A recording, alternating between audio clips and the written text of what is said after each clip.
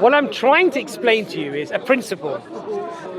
And the principle is that often fundamental, foundational beliefs and concepts that we have no issue accepting are not empirical.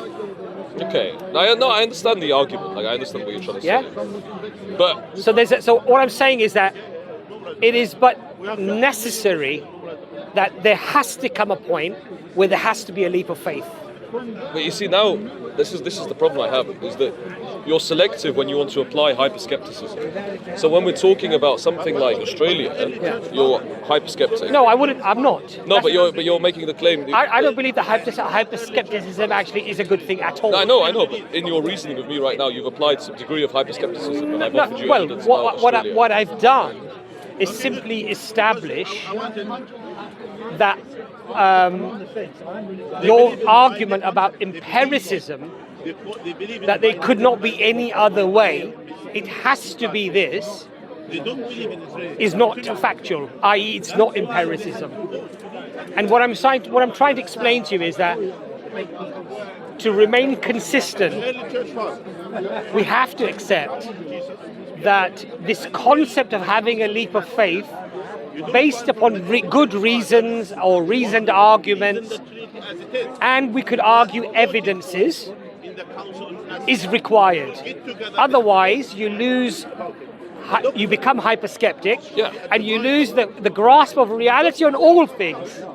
You understand my point? Yeah. So there's a degree of leap of faith that I need to do to know that Australia exists. Yes. Okay. Or that your parents are your parents. Yeah. Or that that jumper looks good on you, or it's going to keep you warm. Yeah.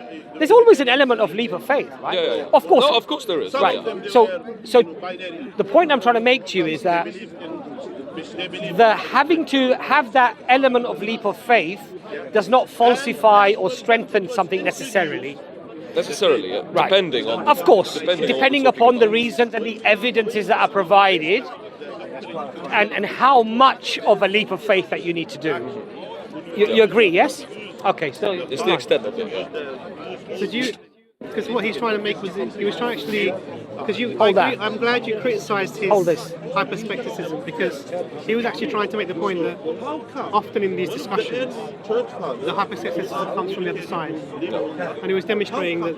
No, I know. He's demonstrating that. So basically, what I'm trying to establish here is that people tend to use a different standard when it comes to religion, which I feel is unfair.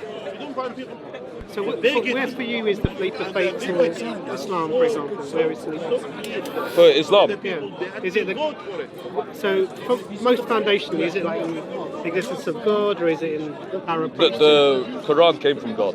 The Quran came from God. That's what I would say is the leap of faith. So you accept that God exists? No. I'm saying that specifically in Islam, I don't accept that God exists in general. Yeah, because the Quran coming from God presupposes that God exists. Yes, of course. So the more foundational. But I'm saying, but my belief, I don't believe in God in the first place. Then if I was to be invited into Islam, my problem would be firstly with the Quran, and then secondly with the Hadith. Okay. But all that's built on the foundation of whether or not God exists.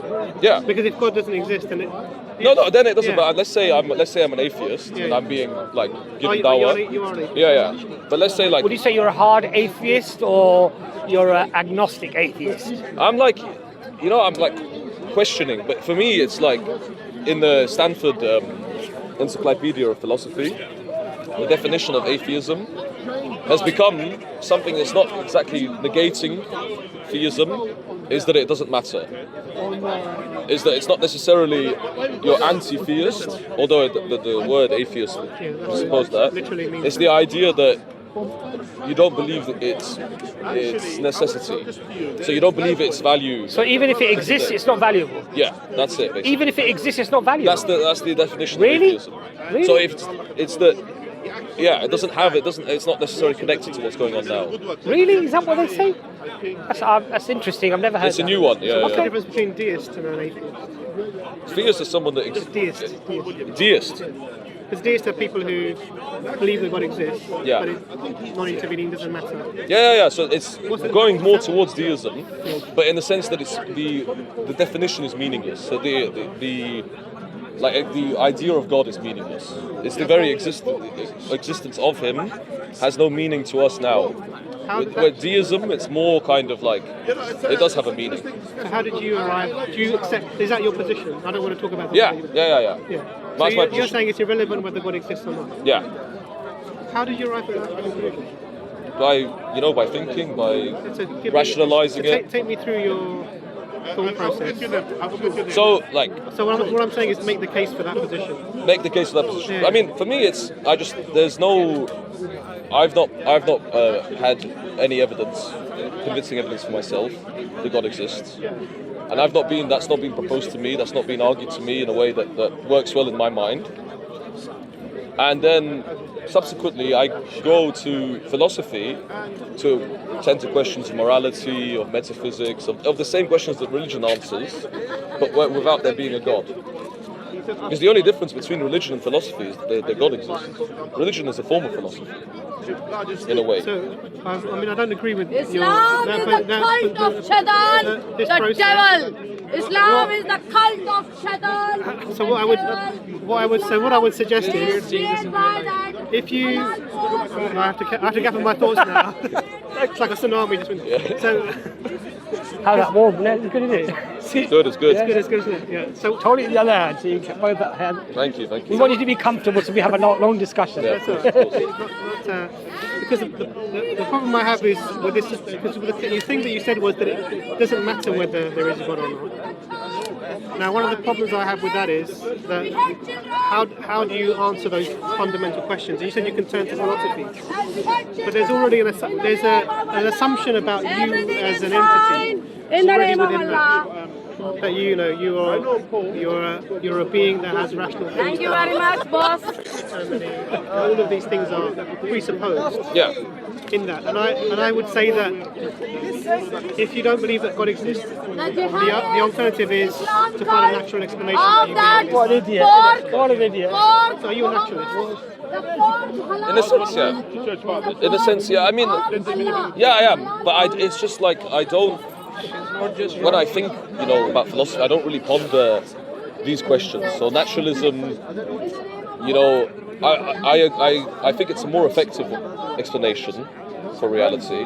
But I also, in the sense that my definition of atheism, that it's meaningless, is that when I think about myself, I don't connect it to the beginning of the universe. I understand. So I don't connect it to where the arguments from God would come from. But this is the thing that I'm saying. So in being somebody who answers the big questions of life that are coming to you, morality, etc., from philosophy, that presupposes that you are a being that has inherent qualities. Yeah, consciousness. Consciousness, that you have the ability to be rational, Yep. to determine truth.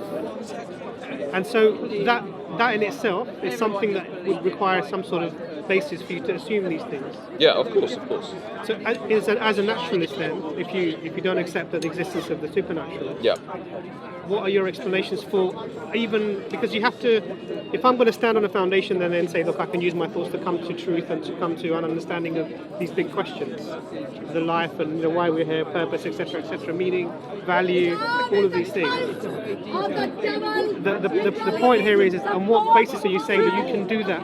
How can you rely on those faculties to be sufficient to explain? Not explain is the wrong term. To be sufficient to be able to give you confidence in your ability to arrive at the correct Move away from the cameras. I think there's a difference then. So I have these qualities now, but you're asking me where I got these qualities, or I agree that you have these qualities. yeah. No problem. I don't say that you don't have them. What I'm asking you is your explanation for these qualities. Why they came about? How you have them from a naturalist paradigm. Obviously, I mean, I would argue evolution. How does that answer the question?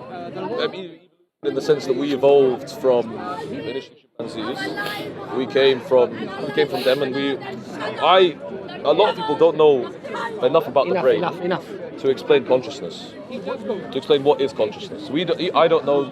Neuroscientists, they still don't know.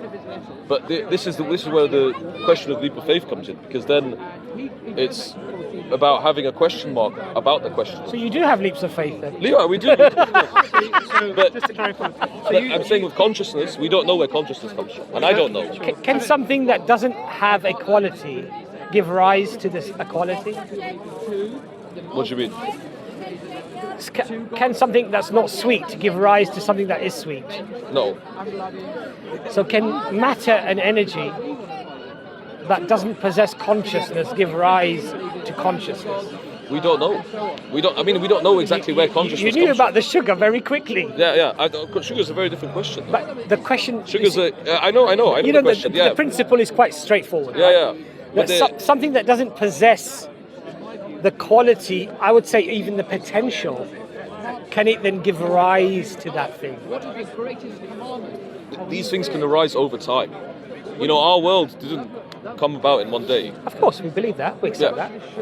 And this is the same thing with humans. So therefore you're saying that something that doesn't